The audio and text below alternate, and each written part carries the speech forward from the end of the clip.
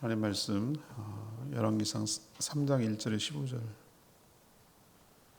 열왕기상 3장 1절 15절까지 교독하겠습니다. 오늘은 4월의 마지막 날입니다. 4월 30일.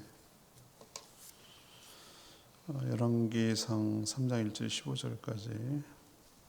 솔로몬이 애굽 왕 바로와 더불어 혼인 관계를 맺어 그의 딸을 맞이하고 다윗성에 데려다가 두고 자기의 왕궁과 여호와의 성전과 예루살렘 주위의 성의 공사가 끝나기를 기다리니라.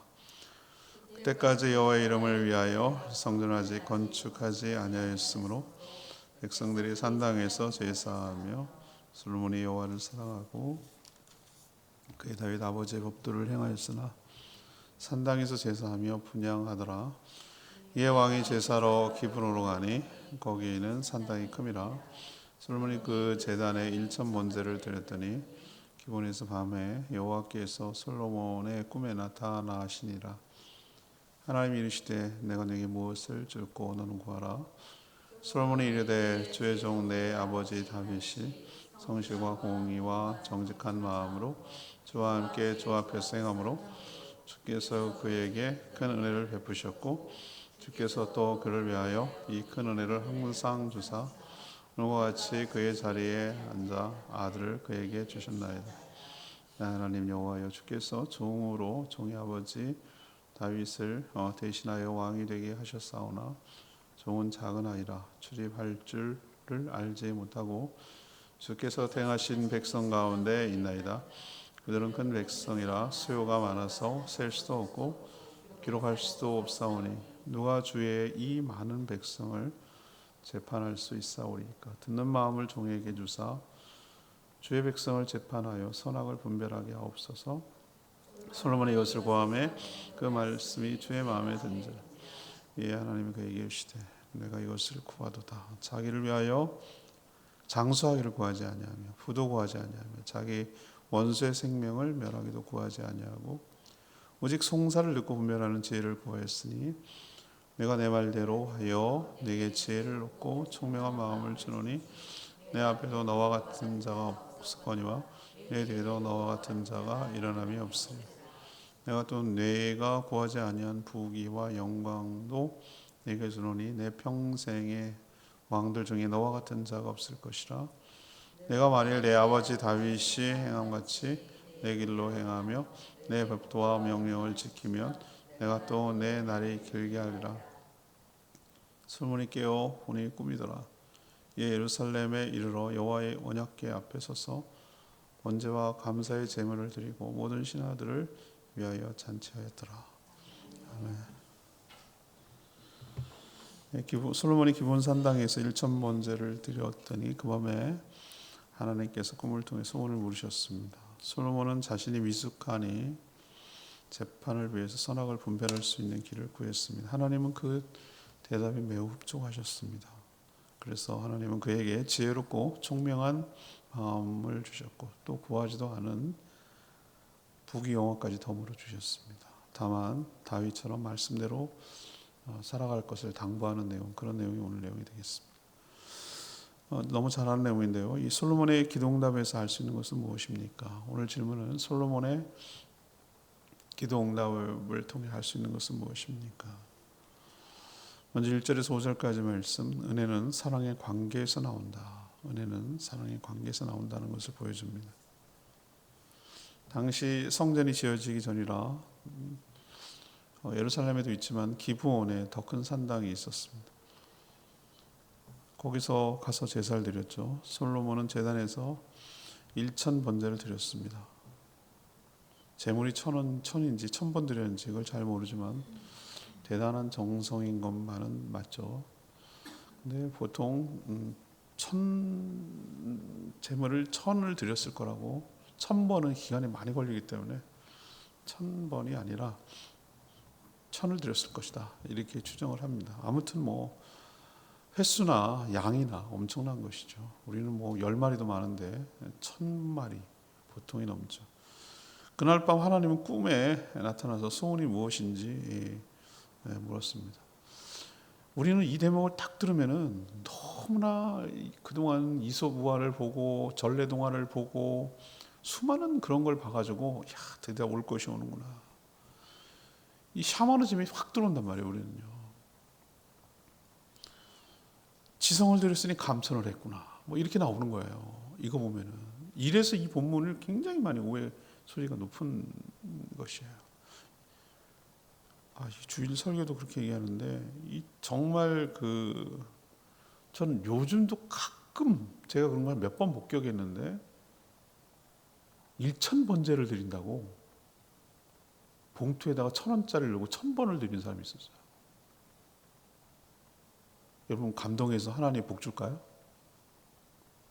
저는 아니라고 봅니다. 어디서 그런 이상한 그 신앙이 들어왔는지 참 잘못 가르친 목사들의 탓이겠죠.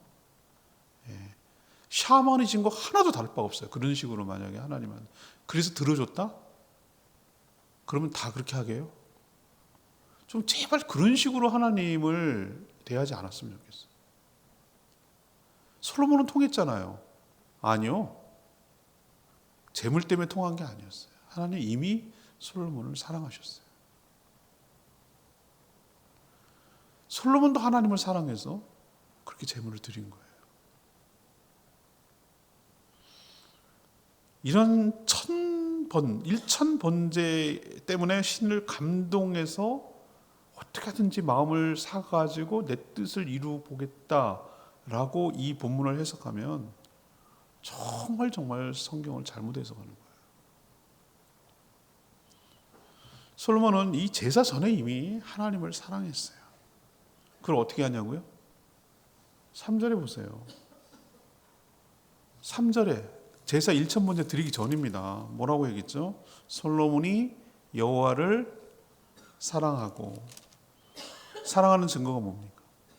그의 아버지 다윗의 법도를 뭐예요? 행하였으니 그랬어요. 이게 사랑의 증거예요. 똑같이 하나님의 율법을 지키는데 그 동기와 목적이 뭐냐는 거예요. 1,000번제를 지키고 계명을 지키고 율법을 지켜가지고 신을 감동시켜가지고 내가 원하는 것을 얻어내려고 그런다? 그것도 표면적으로 보면 열심히 계명을 지키는 거죠. 근데 그렇지 않아요.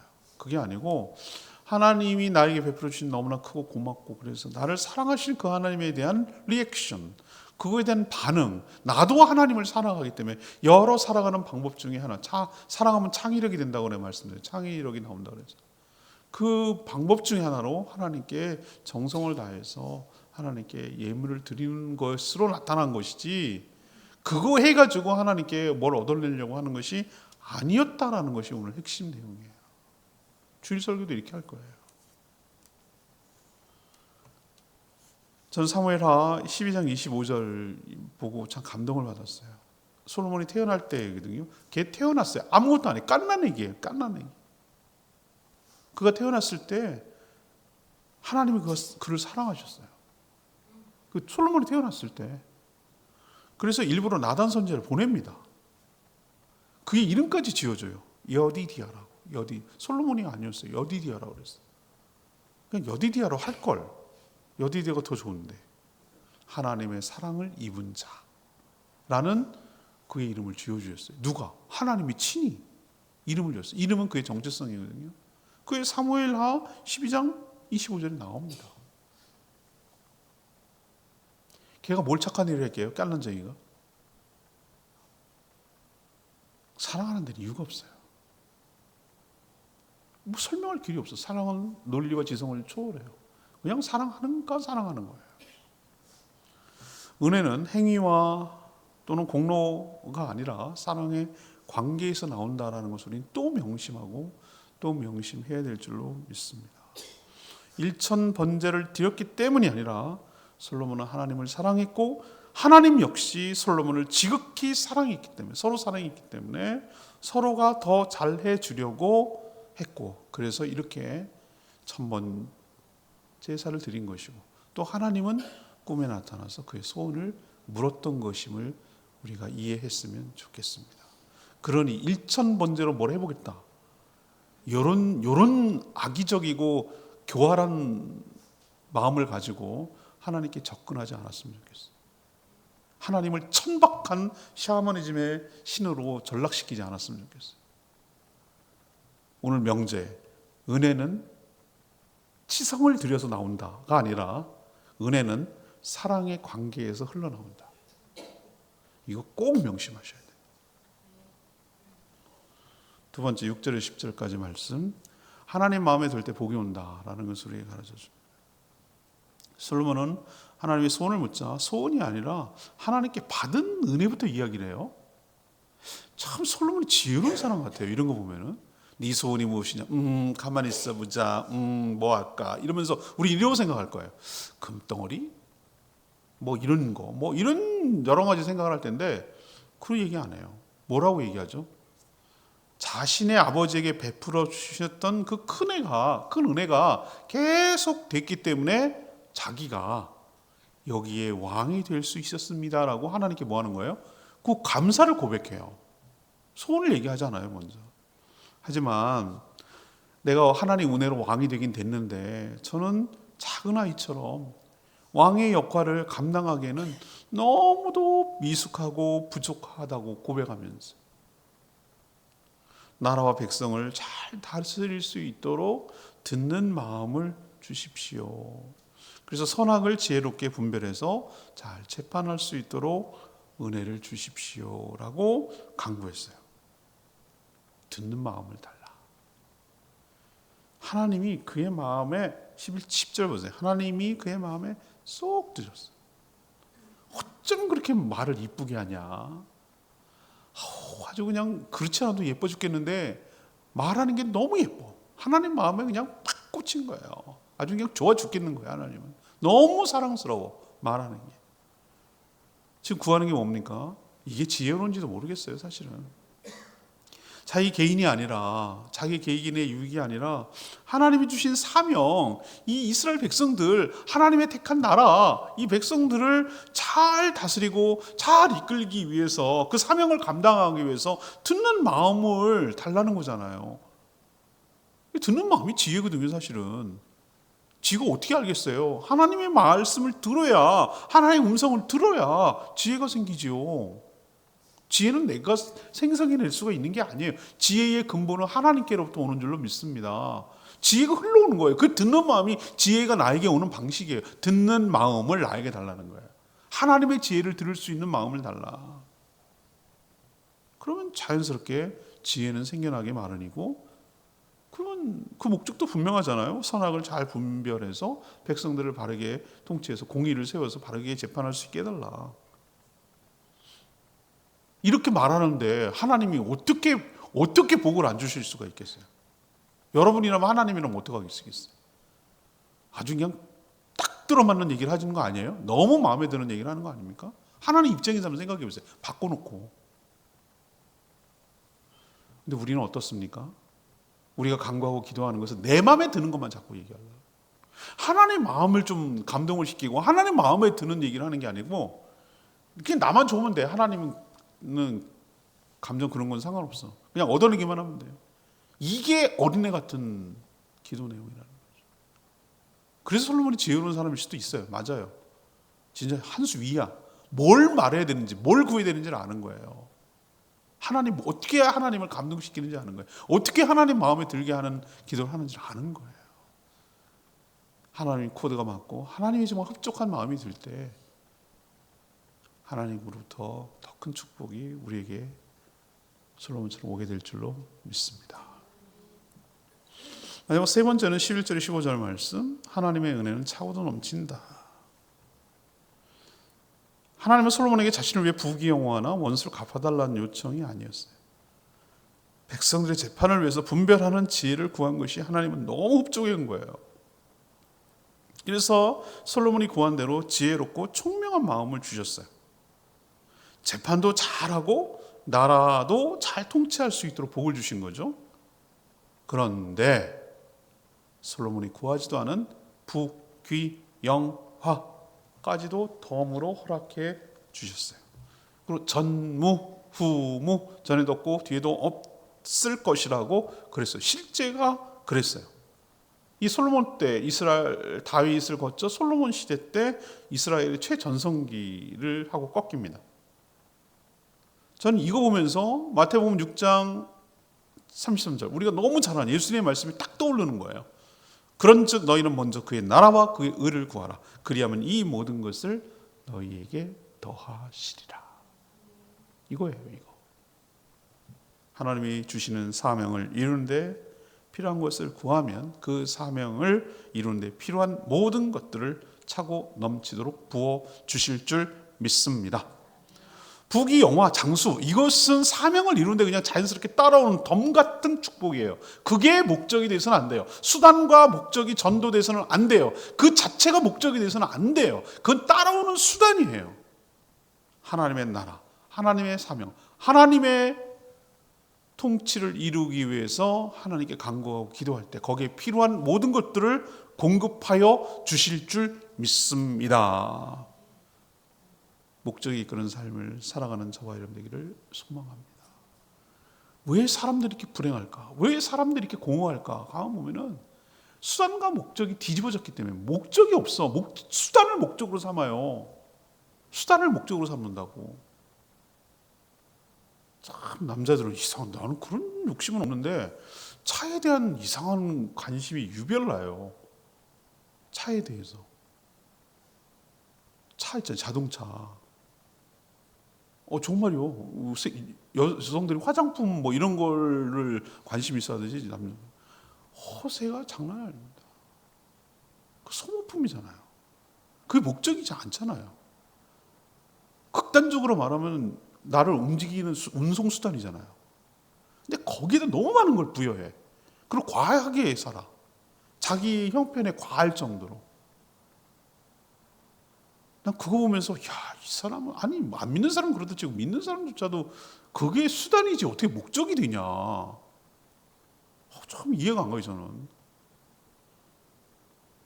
하나님의 일을 위해서 자동차가 필요한 것이 자동차 때문에 내가 사는 겁니까?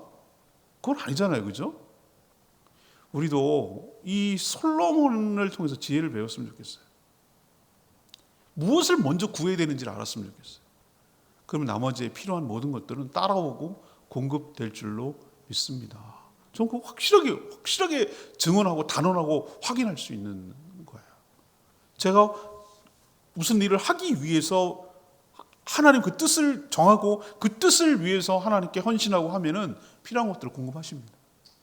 필요한 사람 붙여주시고 필요한 재물 붙여주시고 필요한 지혜 주시고 감당할 수 있는 은혜와 능력 주세요. 이건 확실해요. 몇 번이 아니라 수없이 경험을 한 일이기 때문에 의심할 수가 없어요. 이거는. 의심할래 할 수가 없어요. 그리고 확실해요. 그 말은 진짜예요. 이 말은 정말 진실이에요.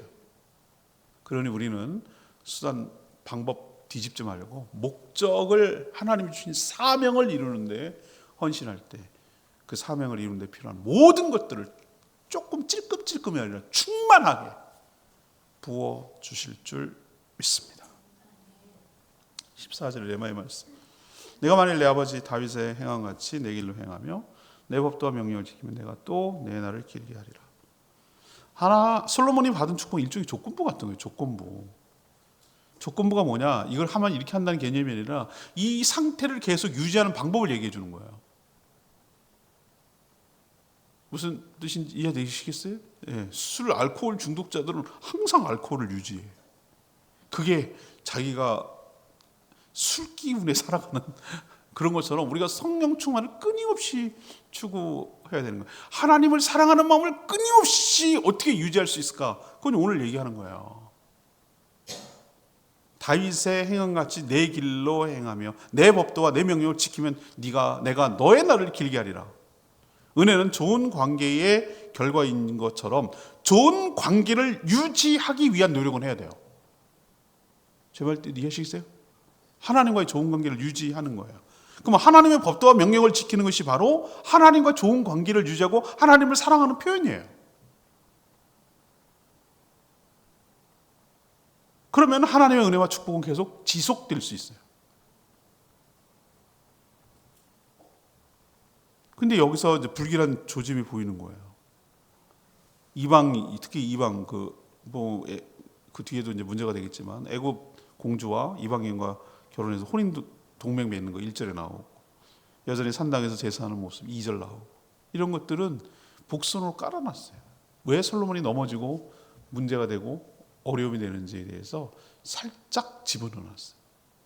그게 이제 우리가 후반부, 중반부 넘어가면 왜 솔로몬이 몰락해 가는가라는 것을 해요. 이게 조건부라는 거 아시겠죠? 하나님이 주신 이 다윗이 기준이에요, 표준. 그들 왕조에 있어서 행함같이 내 길로 행하고 내 법도와 내 명령을 지키라는 거예요. 그러면 너의 날이 긴다. 이게 단순히 목숨이 긴다는 개념이 아니라 너의 이 관계가 계속 지속되리라. 우리도 이 명령 따라서 사랑하는 저와 여러분 되기를 소망합니다. 오늘 말씀 들고 기도하기 전에 찬양시 586장 부르고 기도하겠습니다.